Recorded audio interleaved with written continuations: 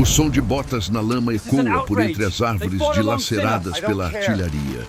E ali, numa pequena clareira improvisada como posto de comando avançado, 3 pracinhas da Força Expedicionária Brasileira observam uma cena que jamais esquecerão. Do outro lado do acampamento, soldados negros americanos da 92ª Divisão de Infantaria, os lendários Buffalo Soldiers, carregam caixas de munição sob a chuva fina e cortante, as roupas encharcadas, os rostos marcados pelo cansaço de dias sem descanso. Eles trabalham em silêncio, como sombras. A poucos metros dali, dentro de uma barraca aquecida por um fogareiro improvisado, prisioneiros alemães capturados na última ofensiva comem rações quentes, conversam entre si, até riem. Um deles acende um cigarro americano, oferecido por um dos guardas brancos. Os brasileiros trocam olhares incrédulos. O sargento João da Silva, um mulato de Minas Gerais que comandava o pelotão de reconhecimento, sente o sangue ferver. Ao seu lado, o cabo branco Antônio Pereira, descendente de portugueses, aperta os punhos. E o soldado negro Severino dos Santos, que havia combatido lado a lado com ambos desde Camaiore, murmura algo que nenhum deles consegue entender direito, mas que todos sentem na alma. Aquilo não estava certo. Ali, naquele momento congelado no tempo, entre a lama, o frio e a guerra, os brasileiros testemunham algo que abala suas concepções sobre os aliados que admiravam, sobre a própria guerra que lutavam e sobre o que significava, de fato, lutar pela liberdade. A campanha na Itália já dura meses e a Força Expedicionária Brasileira conquistou respeito dos aliados à custa de sangue, suor e incontáveis noites sem dormir nas montanhas geladas dos Apeninos. 25 mil homens atravessaram o Atlântico para provar que o Brasil não era apenas um fornecedor de borracha e matérias-primas, mas uma nação capaz de lutar de igual para igual contra o nazifascismo. Entre esses homens, negros, brancos, mulatos, descendentes de italianos, alemães, japoneses, sírio-libaneses, todos vestiam a mesma farda, comiam da mesma panela, sangravam pela mesma pátria. Não havia segregação racial na FEB, algo que impressionava profundamente os americanos e deixava os alemães confusos. Jornais norte-americanos já haviam publicado fotos de soldados brasileiros embarcando para a guerra, brancos e negros lado a lado, com manchetes questionando: "O Brasil mostra como a democracia deveria funcionar." Mas ali, na linha de frente, a realidade do exército dos Estados Unidos era bem diferente.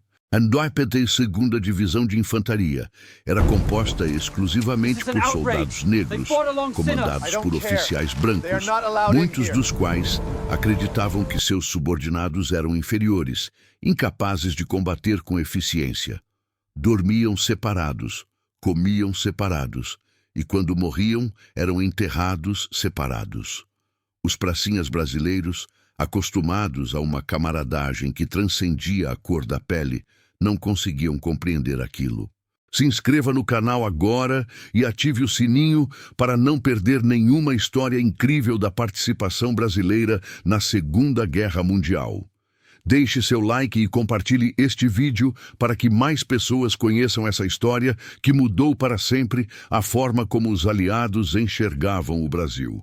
Naquela noite de fevereiro, após testemunhar a cena dos prisioneiros alemães recebendo o melhor tratamento que os soldados negros americanos, o sargento João da Silva não conseguiu dormir.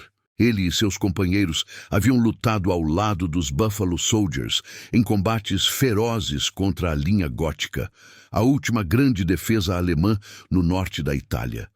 Viram aqueles homens negros americanos sangrarem, morrerem, gritarem por suas mães nas trincheiras, exatamente como qualquer outro soldado.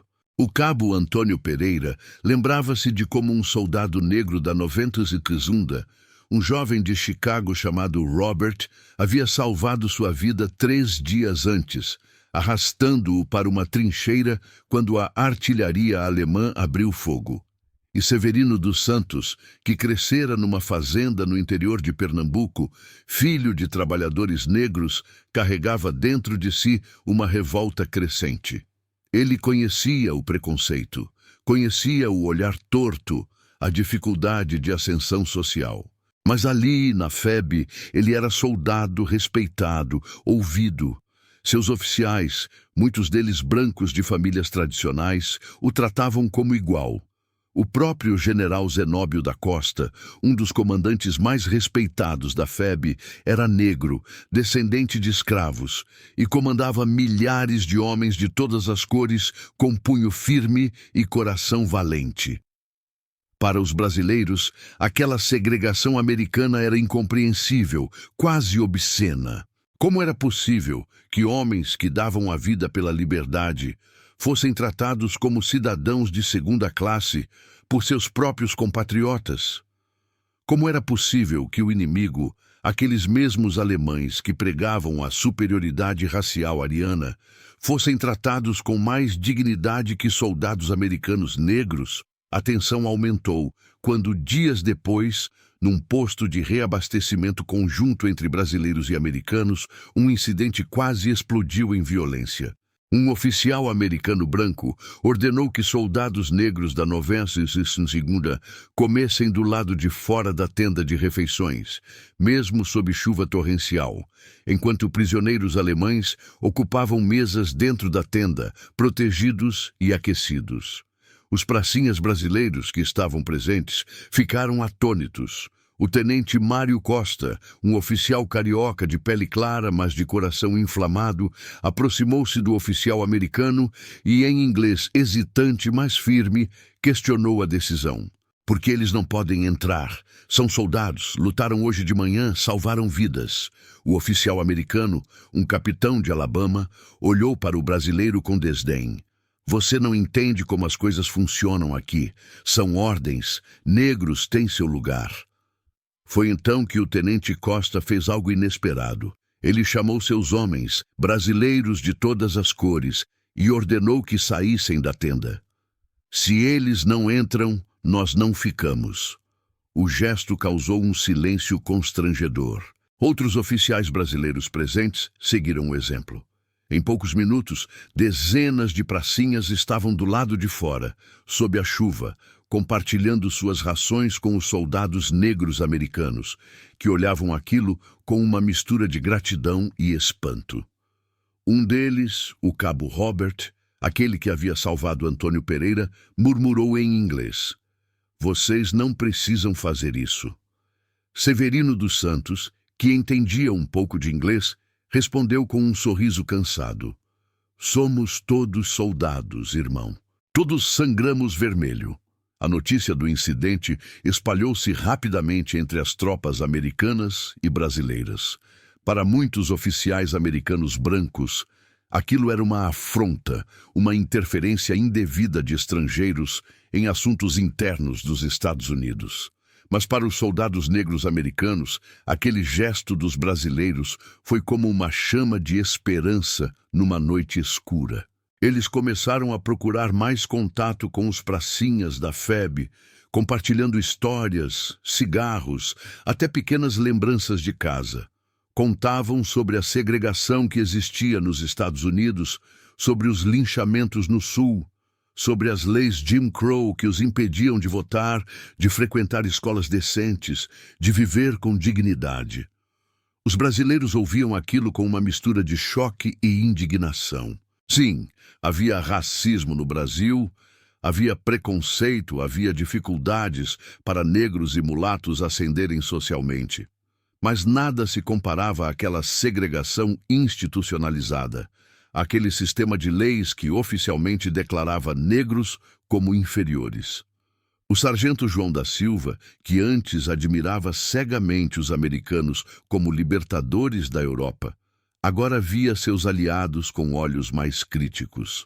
Como podem falar em combater o nazismo se tratam seus próprios homens como os nazistas tratariam? Ele questionou numa conversa noturna com seu pelotão. As palavras ecoaram entre os homens como uma verdade incômoda. A guerra, percebiam eles, não era apenas contra alemães e fascistas. Era também uma batalha por valores, por dignidade, por aquilo que realmente significava ser livre. Enquanto isso, os alemães, sempre atentos a qualquer divisão entre os aliados, tentavam explorar a situação. Panfletos de propaganda lançados sobre as linhas americanas mostravam imagens de negros sendo linchados nos Estados Unidos, com mensagens em inglês incentivando soldados negros a desertar, prometendo que seriam tratados melhor como prisioneiros alemães do que como soldados americanos. Era uma propaganda cínica e cruel, mas que continha uma semente de verdade que incomodava profundamente. Alguns desses panfletos caíram nas posições brasileiras, e os pracinhas que liam inglês ficaram horrorizados. Um deles mostrou o material ao tenente Costa, que rasgou o papel com fúria. Nazistas tentando dividir os aliados com mentiras. Mas será que são só mentiras? Ele pensou em voz alta. A verdade era complexa e dolorosa. Os alemães eram racistas fanáticos, responsáveis pelo Holocausto, pela morte de milhões. Mas os americanos, libertadores da Europa, carregavam suas próprias contradições raciais. E os brasileiros, vindos de uma nação que se orgulhava de sua miscigenação, viam-se no meio daquele conflito moral, testemunhas de uma hipocrisia que ninguém parecia querer discutir abertamente. Os dias seguintes foram de intenso combate.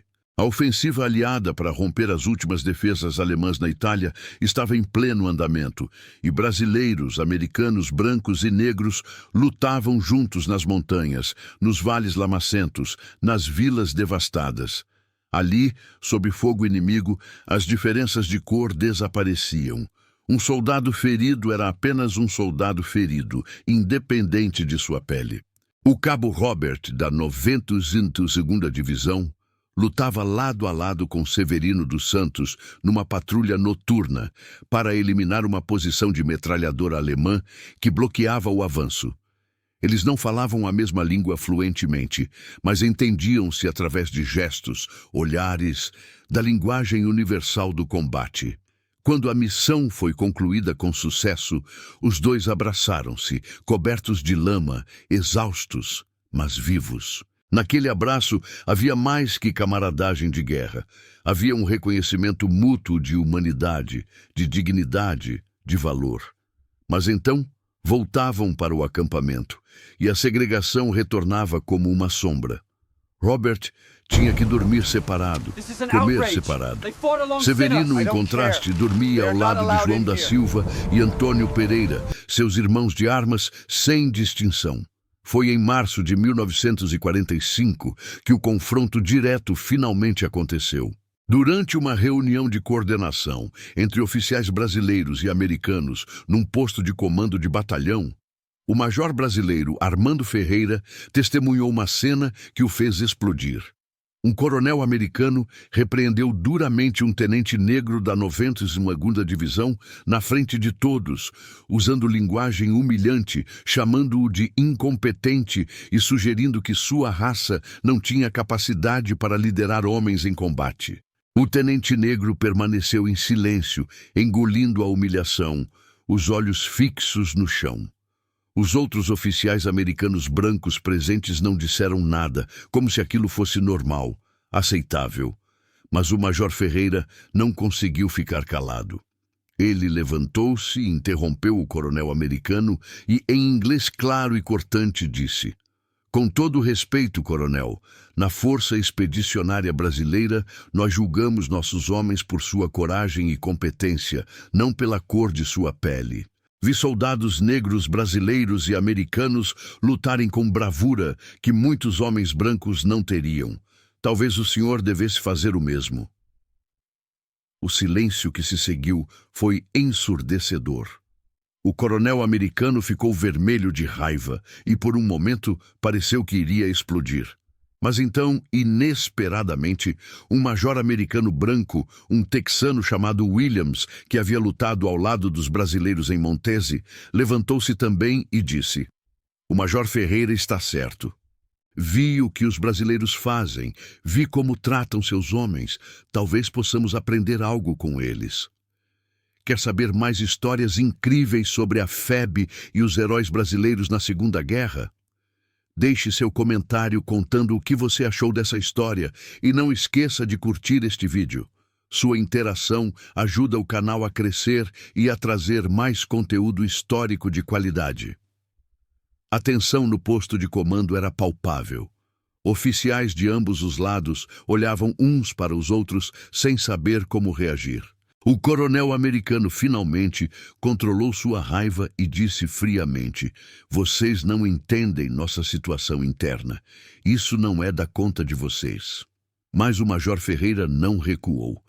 Quando vejo soldados sendo tratados pior que prisioneiros inimigos, quando vejo homens que sangraram por esta guerra sendo humilhados, isso se torna da conta de qualquer um que acredite em justiça.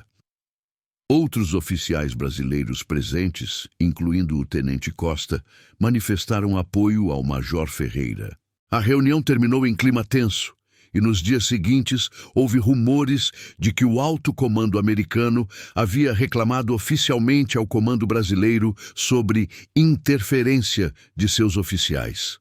Mas o general Zenóbio da Costa, quando informado do incidente, teria dito simplesmente: "Meus oficiais agiram corretamente. Não viemos lutar ao lado de aliados para aceitar injustiças.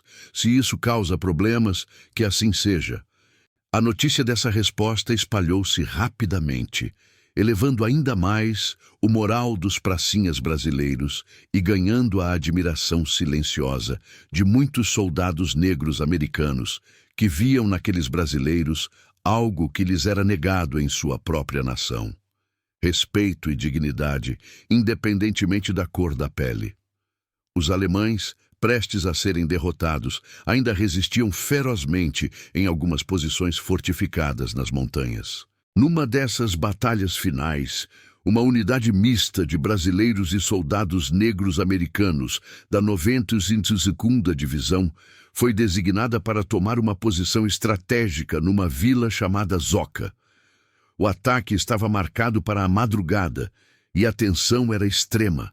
Durante os preparativos, os soldados negros americanos e os pracinhas brasileiros compartilharam suas últimas rações. Trocaram amuletos da sorte, mostraram fotos de suas famílias. Robert, o cabo da 92ª, mostrou a Severino dos Santos uma foto amarelada de sua esposa e filho pequeno em Chicago. "Luto por eles", disse em inglês. Severino, que carregava uma medalha de Nossa Senhora Aparecida no bolso, mostrou a foto de sua mãe, uma senhora negra de sorriso largo. "Eu também", respondeu. João da Silva, Antônio Pereira e outros brasileiros participaram daquele momento de comunhão.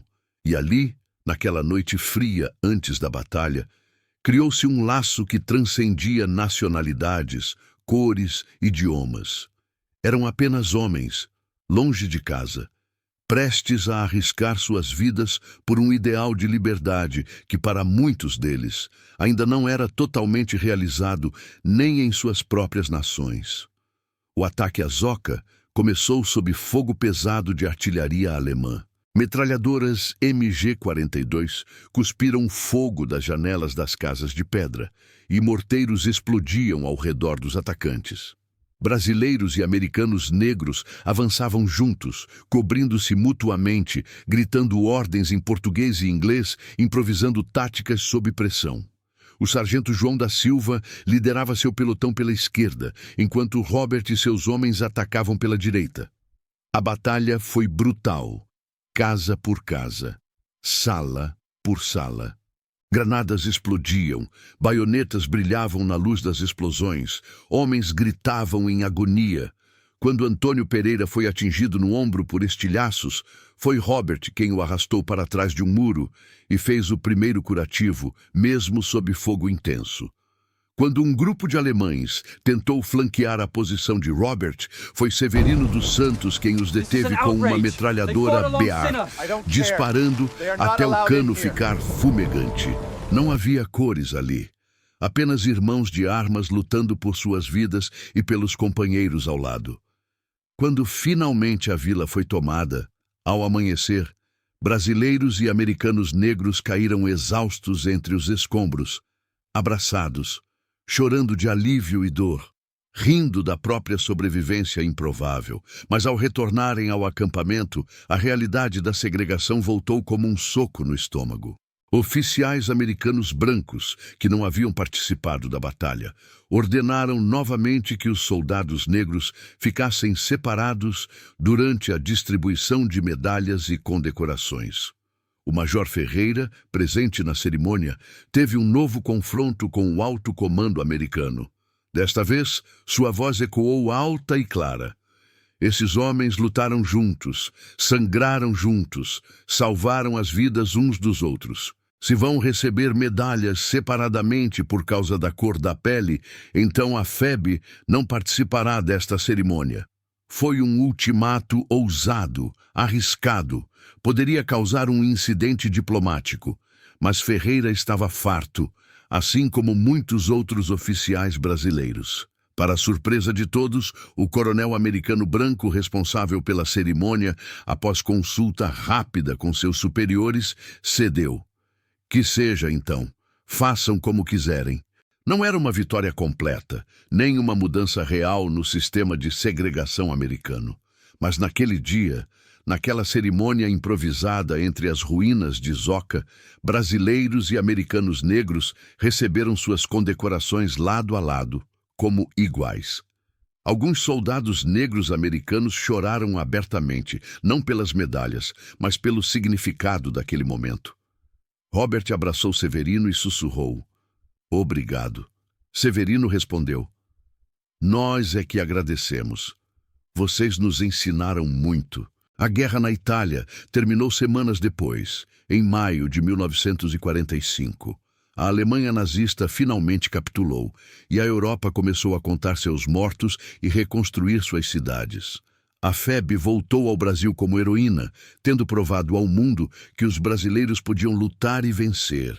Mas muitos pracinhas voltaram transformados, carregando não apenas as cicatrizes físicas da guerra, mas também uma consciência ampliada sobre racismo, injustiça e dignidade humana. João da Silva, Severino dos Santos, Antônio Pereira e tantos outros jamais esqueceram o que viram na Itália, nem os amigos que fizeram entre os Buffalo Soldiers. Para os soldados negros americanos da 92ª Divisão, o contato com os brasileiros plantou sementes de questionamento. Se no Brasil negros e brancos podiam lutar lado a lado, por que não nos Estados Unidos? Se oficiais brasileiros defendiam seus soldados negros com tanto fervor, por que oficiais americanos não faziam o mesmo? Essas perguntas ecoariam nos anos seguintes, contribuindo para o movimento pelos direitos civis que explodiria nos Estados Unidos nas décadas de 1950 e 1960. Historiadores hoje reconhecem que a FEB, com sua integração racial única entre as forças aliadas, serviu como exemplo vivo de que a segregação não era necessária, nem justificável.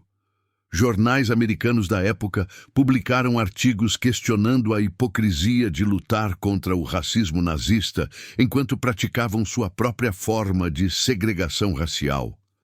Robert, o cabo negro americano que lutou ao lado dos brasileiros, sobreviveu à guerra e voltou para Chicago. Ele levou consigo a medalha de Nossa Senhora Aparecida que Severino lhe dera na última noite antes do embarque de volta. Durante toda a sua vida, ele contaria para filhos e netos sobre aqueles soldados brasileiros que o trataram como igual, que arriscaram suas carreiras militares para defender sua dignidade, que mostraram que um mundo diferente era possível. Severino dos Santos voltou para Pernambuco, retomou sua vida simples no interior, mas nunca esqueceu Robert e os Buffalo Soldiers. Ele guardou a foto que Robert lhe dera, e sempre que alguém perguntava sobre sua experiência na guerra, ele falava não apenas das batalhas, mas da amizade que transcendeu fronteiras e cores. João da Silva tornou-se professor de História no Rio de Janeiro e dedicou parte de suas aulas a contar sobre a FEB e sobre as contradições dos aliados na Segunda Guerra. E o major Armando Ferreira, que confrontou oficiais americanos em defesa da dignidade humana, subiu na hierarquia militar brasileira, sempre mantendo os princípios que demonstrou na Itália.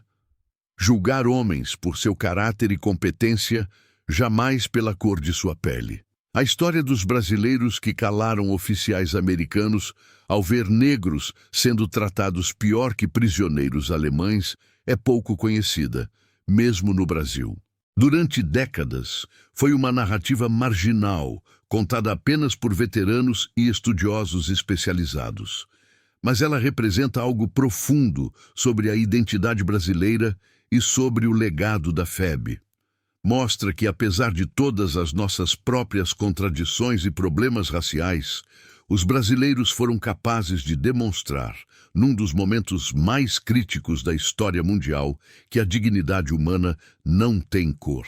Os pracinhas da FEB, muitos deles homens simples, sem educação formal avançada, compreenderam intuitivamente algo que sistemas inteiros de leis e hierarquias militares tentavam negar: que todos os homens, independentemente de sua cor, merecem respeito, especialmente quando dão suas vidas por uma causa comum.